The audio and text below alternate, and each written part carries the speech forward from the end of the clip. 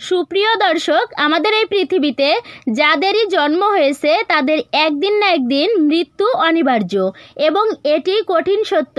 কিন্তু আমরা সবচেয়ে ভয় পাই মৃত্যুকে এবং এই সত্য থেকে আমরা পালানোর চেষ্টা করি। যদিও আমাদের মধ্যে অধিকাংশ মানুষের কাছেই মৃত্যুর রহস্য কিন্তু অজানা। মৃত্যুর রহস্য হিন্দু পুরাণের 18টি পুরাণের মধ্যে অন্যতম গরুড় পুরাণে বিস্তারিতভাবে বর্ণনা দেওয়া আছে। আজকের এই ভিডিওতে আমি আপনাদের বলবো মৃত্যুর পর মৃতদেহকে কেন আগুনে জ্বালিয়ে দেওয়া হয় এবং তার সাথে এটিও বলবো কোন কর্ম করলে কোন জন্ম প্রাপ্ত হয়।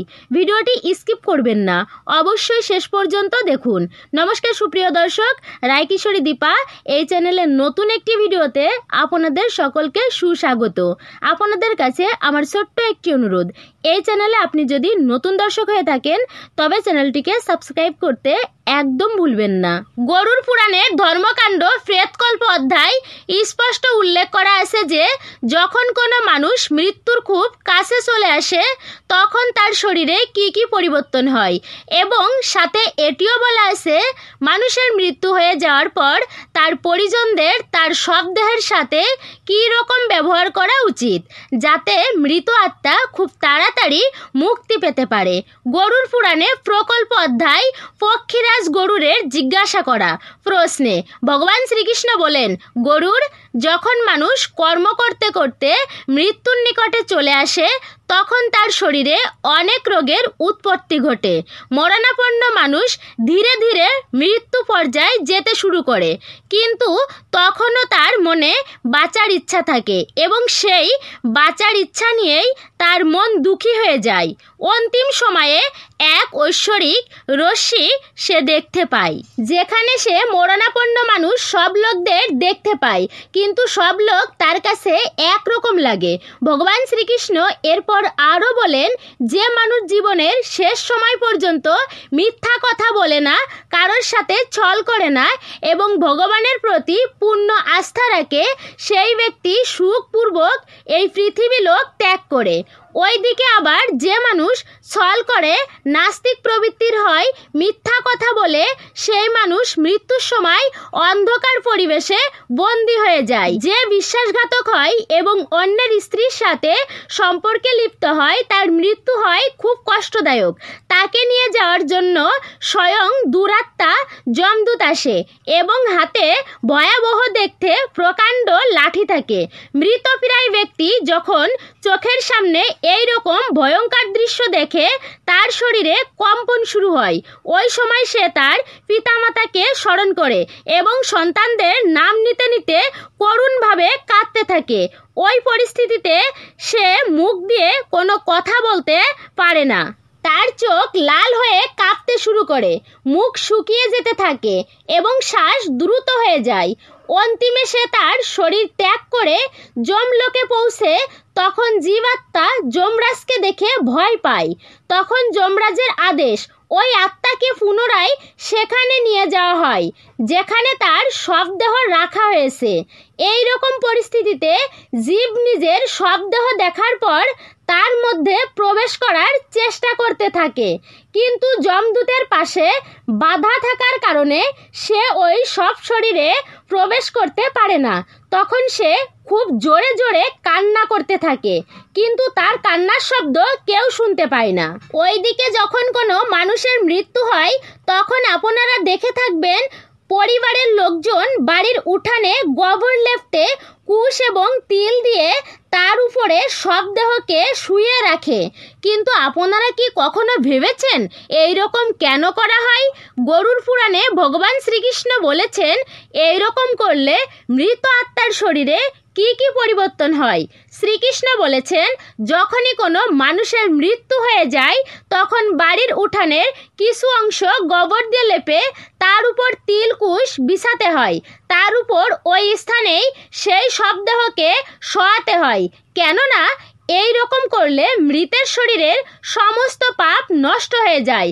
শ্রীকৃষ্ণ বলেছেন, তিল আমার দেহের ঘাম থেকে তৈরি তথা ইহা অতি পবিত্র।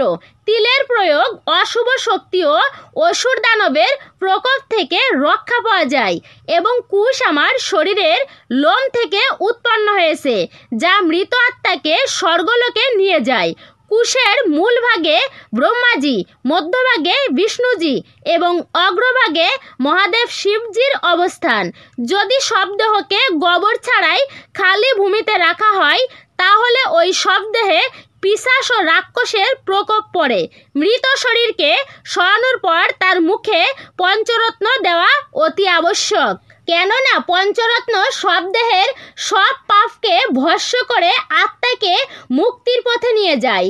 এই নিয়ম সঠিকভাবে পালন না করলে প্রেত আত্মা মৃত ব্যক্তির শরীরে প্রবেশ করে, যার প্রভাবে সেই আত্মা মুক্তি পায় না এবং কয়েক বর্ষ পর্যন্ত এই পৃথিবীতেই বিরাজমান হয়। এরপর নিয়ম হলো পরিবারের একজন মৃত আত্মার মুখে গঙ্গা জল অথবা তুলসী পাতা রাখবে এবং বিনা শোক প্রকাশ করে সেই মৃত শবদেহের পাশে বসে ভগবান শ্রীবিষ্ণুর নাম স্মরণ করবে। দূতেদের আদেশ দেন যে যাও ওই আত্মাকে আমার কাছে নিয়ে আসো। যারা হরিনাম জপ করছে না, এই সব কিছুর পর পরিজনেরা মৃত আত্মার শরীরকে বাঁশের তৈরি খাটে শুয়ে শ্মশান ঘাটে নিয়ে যায়, যেখানে তার বিধিপূর্বক দাহ সংস্কার করা হয়। শ্মশানে যাওয়ার আগেই মৃত শরীরকে স্নান করিয়ে পরিষ্কার বস্ত্র পরান। তারপর যেখানে শবদেহ পোড়ানো হবে সেই স্থান গোবর দিয়ে লেপে দিন। সাথে এটিও মনে রাখবেন ওই স্থানে এর আগে কাউকে দাহ করা হয়নি। এরপর বিধিপূর্বক ওই স্থানে চিতা সাজিয়ে তার উপর শবদেহ রেখে দিন। এরপর পুত্রকন্যা অথবা পরিবারের সদস্যর হাত দিয়ে মৃতদেহের মুখাগ্নি করা হয়। সুপ্রিয় দর্শক, একটি কথা অবশ্যই মনে রাখবেন, যখন শরীর অর্ধেক পুড়ে যাবে তখন কোনো লাঠির সাহায্য নিয়ে মৃত ব্যক্তির মাথা ভেঙে ফেলুন। এরকম করলে মৃত ব্যক্তি তার পূর্বলোকে চলে যাবে। এরপর যখন মৃত ব্যক্তির শরীর সম্পূর্ণ পুড়ে যাবে তখন সবাই ঘরে চলে যান, কিন্তু ঘরে প্রবেশ করার আগে শুদ্ধ স্নান অতি আবশ্যক। এখন আপনাদের মনে এই প্রশ্ন জাগতেই পারে যে দাহ সংস্কার করা কেন জরুরি? তাহলে আপনাদের বলেই দিই। গরুড় পুরাণ অনুসারে সনাতন হিন্দু ধর্মে যদি কোনো মৃত আত্মা দাহ সংস্কার না করা হয় তাহলে সে তার পূর্বজন্মের ঋণ থেকে মুক্তি পাবে না এবং অগণিত সময় পর্যন্ত সে পৃথিবী লোকেই বিচরণ করতে থাকবে। এরপর তো আপনারা জানেনই যে মৃত ব্যক্তির আত্মা শান্তির জন্য 10 দিন পর্যন্ত তার প্রিয়জনেরা পিণ্ডদান করেন, তারপর শ্রাদ্ধ অনুষ্ঠান হয়। এবার আসুন জেনে নিই মৃত্যুর পর সেই আত্মার কি হয়। বন্ধুরা, আপনারা তো জানেনই যে হিন্দু ধর্ম অনুযায়ী কোনো জীব তার জীবনকালে যে কর্ম করবে তার ভিত্তিতেই সে পরবর্তী যোনি লাভ করবে। তো আসুন জেনে নিই ভগবান শ্রীকৃষ্ণ গরুড় পুরাণে এই সম্পর্কে কি বলেছেন। ভগবান শ্রীকৃষ্ণের কথা অনুযায়ী মানুষ, পশু পাখি ইত্যাদি যোনি অত্যন্ত কষ্টদায়ক। এই জন্য কর্মের ভিত্তিতেই তারা পরবর্তী যোনি লাভ করে। এই রকম ব্রাহ্মণকে হত্যা করা মানুষ পরবর্তী জন্মে হরিণ, ঘোড়া এবং উটের যোনিতে জন্ম নেয়।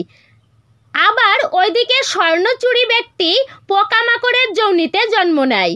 গুরুর স্ত্রীর সাথে সহবাস করা ব্যক্তি পরবর্তী জন্মে উদ্ভিদ রূপে জন্মগ্রহণ করে। এছাড়াও অন্যের স্ত্রীর সাথে সম্পর্ক রাখা ব্যক্তি এবং ব্রাহ্মণের সম্পত্তি চুরি করা ব্যক্তি পরের জন্মে ব্রহ্ম রাক্ষসের যোনিতে জন্ম নেয়। যে মানুষ বৃক্ষের ফল ও ফুল চুরি করে সেই মানুষ পরবর্তী জন্মে বানর রূপে জন্ম নেয়। ধন সম্পত্তি চুরি করা ব্যক্তি ইঁদুর রূপে জন্ম নেয়। বাহন চুরি করা ব্যক্তি উট তথা ঘরের জিনিস চুরি করা ব্যক্তি উট পাখি এবং মধু চুরি করা ব্যক্তি মৌমাছি রূপে জন্ম নেয়। শুধু এমনটাই নয়, যে মানুষকে কেবলমাত্র স্ত্রীর সম্পত্তিতে জীবনযাপন করে সে পরবর্তী পরবর্তী জন্মে ঘোড়া হয়ে জন্ম নেয়। যে মানুষ তার স্ত্রী ত্যাগ করে সেই মানুষ পরের জন্মে দুর্ভাগ্যশালী হয়। এবং বন্ধুকে হত্যা করা ব্যক্তি পেশা রূপে জন্ম নেয়। মিথ্যা নিন্দা করা ব্যক্তি পরের জন্মে কশ্যপ রূপে জন্ম নেয়।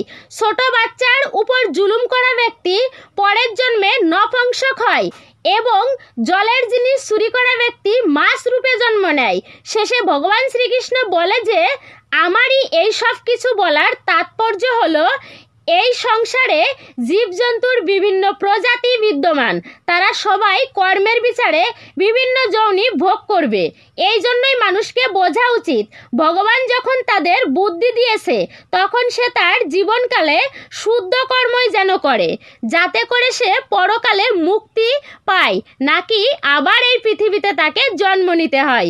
সুপ্রিয় দর্শক, তাহলে আজকের ভিডিওটি এই পর্যন্তই। আবারও দেখা হবে নতুন একটি ভিডিওতে। সেই পর্যন্ত সকলে সুস্থ থাকুন, ভালো থাকুন। আমাদের চ্যানেলের ভিডিওটি ভালো লাগলে অবশ্যই ভিডিওতে একটি লাইক করে দিবেন এবং কমেন্টে জয় শ্রীকৃষ্ণ লিখতে একদমই ভুলবেন না। আমাদের চ্যানেলটি সাবস্ক্রাইব করে আমাদের সদস্য হয়ে আমাদের পাশে অবশ্যই থাকবেন।